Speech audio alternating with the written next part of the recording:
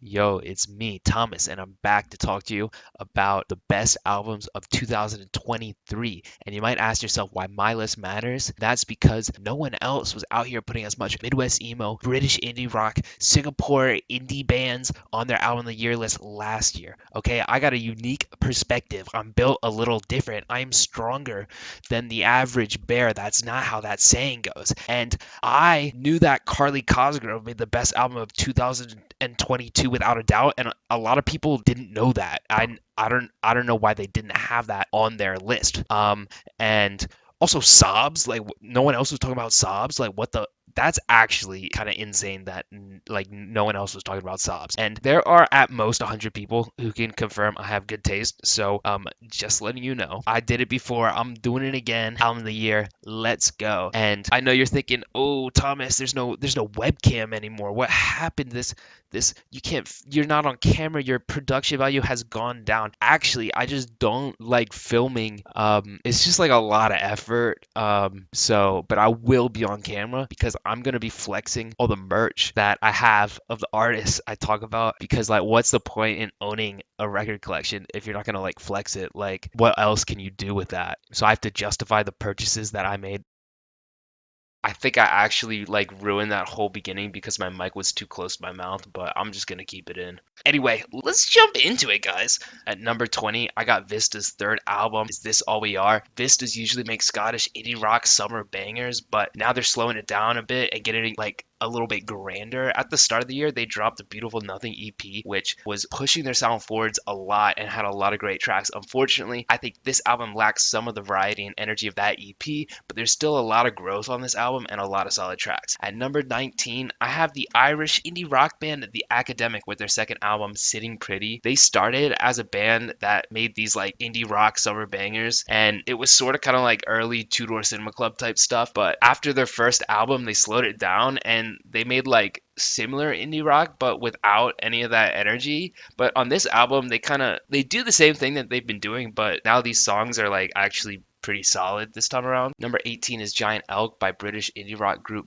Rex. It's got some whiny vocals, some very vivid abstract lyrics, and an almost folksy vibe to it all. It's really good stuff. At number 17, I got This Is Why by Paramore, the title track. Oh my god, it's so good. This new style is great, and they do not sound like a band that's past their prime. The news, so hard, and You First sounds like old school Paramore. Pretty solid album. At number 16, I got Eye on the Bat by indie rock artist Palehound. The last Palehound record, I didn't care for too much. It was more like bedroom pop vibes, but then they teamed up with Jay Som to make this Bachelor album in 2021, and I heard that and I was like, this stuff is too good for Palehound just to be dead weight on this Jay Som album. Eye on the Bat comes out and it's rock. It's post country, so-called post country. That's it. I'm doing the air quotes. It's bangers. It's singer-songwriter. It's a bit zany at times. And look, I don't know about their back catalog, but this is leagues better than Black Friday. Great album. Number 15 is Derealized by English dream pop duo Jadu Heart. Potentially their worst album, but it still slaps. Got a lot of straight up shoegaze here. You also got the standout Sway. This song sounds to me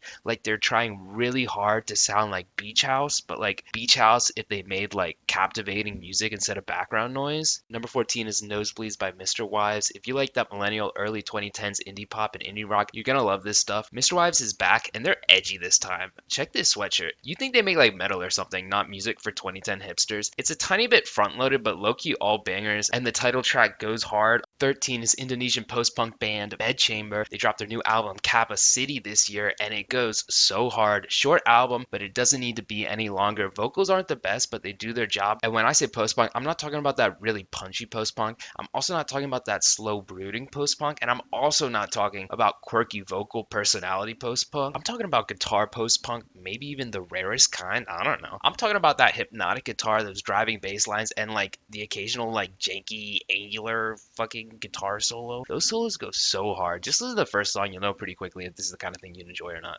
12 is Shaking Hips and Crashing Cars, the debut album by the Royston Club. It's kind of a must listen if you're a big fan of the British indie rock sound. It includes some older stuff like Mrs. Narcissistic. It's actually insane how this song perfectly captures the energy of 2000s British rock in something so modern sounding. It's so much fun. The new songs are great too, especially The Deep End and Miss the Boat. I kept this album out of my top 10 though because all these bangers back to back just feels like a bit too much. It's not something I usually return to as a full album. Number 11 is Temporal Dimension, the new album from Singaporean math rock band Woes. The guitars, the drums, the vocals, it's all great. Some tracks even get a tiny bit emo. If you like Pool Kids, you should check this out. Alright, top 10, let's go. Number 10, Gigi's Recovery, sophomore album by Irish indie rock and post-punk band The Murder Capital. Honestly, I wish I had more upbeat songs because Return My Head is one of my most played songs of the year, but the rest is kind of slow. The pacing is not as good as their debut. These songs, though, they build, they get intense. The lyrics are awesome. The whole album is about recovering from this breakup, and it's just really well written. Ethel, oh my god, what a song. This album's far from perfect, but it's still incredible. Took a while to grow on me.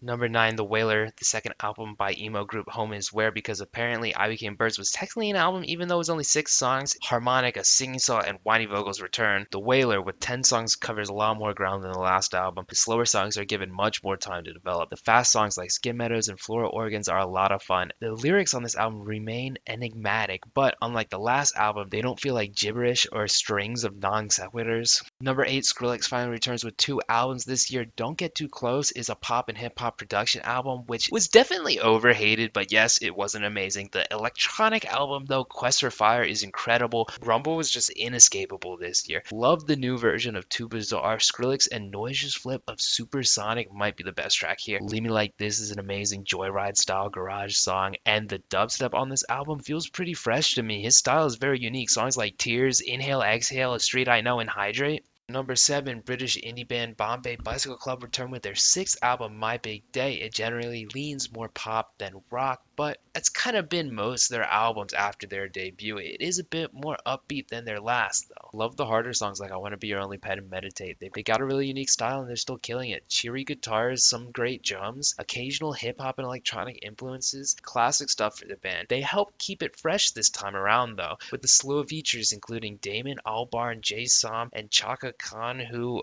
I just know as the person who did that one song from the 80s, but apparently she's like kind of a big deal. And still, even with all these features, all these songs here clearly sound like Bombay Bicycle Club tracks. Number 6 is Moving Out by Phone Boy. I don't want to be so negative about an album that's this high up, but you have to understand the missed potential. Phone Boy's debut is 10 tracks of upbeat indie rock bangers. Album of the year 2020, one of my favorite albums, period. Here's the thing. Some of their songs, especially 1989, it's dynamic. It throws you around. Guitar goes crazy. It's got that Remo Drive greatest hits influence.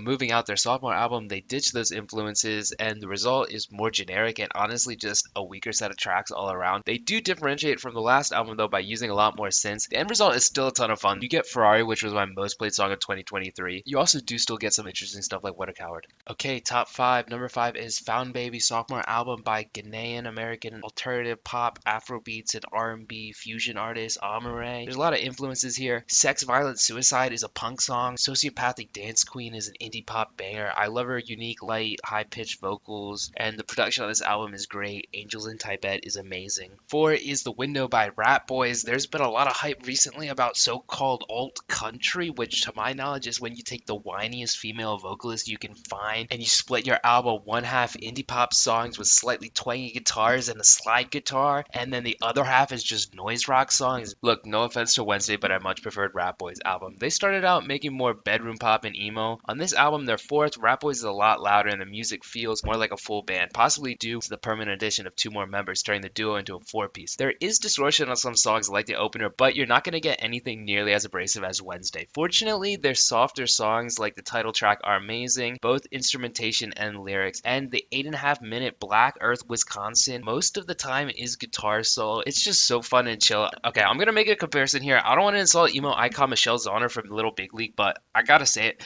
This is like Posing for Cars by Japanese Breakfast if it wasn't trying to be all intense and instead was like fun and not boring. Incredible album for fans of Hop Along or Wednesday. You should check this out. 3 is Soft Scars by Yule. Their second album was kind of a misstep if I'm being honest, but Yule is officially back. Just like their debut album was the soundtrack to my winter when it dropped, this was the soundtrack to my fall last year. Lyrics are still futuristic, but Yule's post-human cyborg creature persona isn't taken as seriously on this album as the last one. Yule feels a lot more human and relatable. Soul. This album is also more rock focused than the last two, but still very electronic and glitchy. Not a straight up rock album. It's also like synth pop, but not like traditional synth pop. The track Sulky Baby is great. Start there, and if you like it, check out the whole album because it's amazing. 2 is Wall Socket by Underscores. With their sophomore album, Underscores goes from making hyperpop to what I've heard described as post hyperpop, which sounds ridiculous, but honestly, it isn't that bad a description. Wall Socket is rock, pop, indie, slow songs too, but by a hyperpop artist who can't ditch old tendencies such as high-pitched edited vocals. The synthesized elements combined with natural guitars, and occasionally you get an explosive song that's all over the place in the more classic hyperpop fashion. This album has an in-depth concept, but honestly, the best stories on this album are just as good self-contained. Those being Cops and Robbers, Johnny Johnny Johnny, Shoot to Kill Your Darlings, and Old Money Bitch. Cops and Robbers is a song about why white-collar crime is the best kind of crime, and it's just so much fun, especially with that chiptune solo. My number one album of the year is Why Would I Watch by emo band Hot Mulligan. This is their third album, lots of super fun, energetic tracks. It's a little less Midwest twinkle emo and a bit closer to regular pop punk than usual, but there's actually more variety here. The slower songs are still bangers, and these songs are emo as fuck. We got a song about the singer wishing his mom was dead. We got a song about his grandmother's dementia. We also got a song where he's screaming at the top of his lungs about having a panic attack and desperately trying to stop it by going through a list of prevention techniques. It hits so hard, it's so good. Once again, Midwest emo is the album of the year. Emos stay winning. Thanks everyone so much for watching. I know this list was a little bit more low effort than my last year's list, but it's the info that counts, and I kept it short so that I could save time for part 2. It should be up in a week or two, fingers crossed. I'm gonna have some honorable mentions, some hot takes, and I'm gonna react to my college radio station's top 20 list. It's gonna be a bit more lighthearted, should be fun though, so if you're interested, it'll be in an end card somewhere if it's out, and if it's not, just subscribe and ding that bell, ding the bell, smash the fucking like button too while you're at it.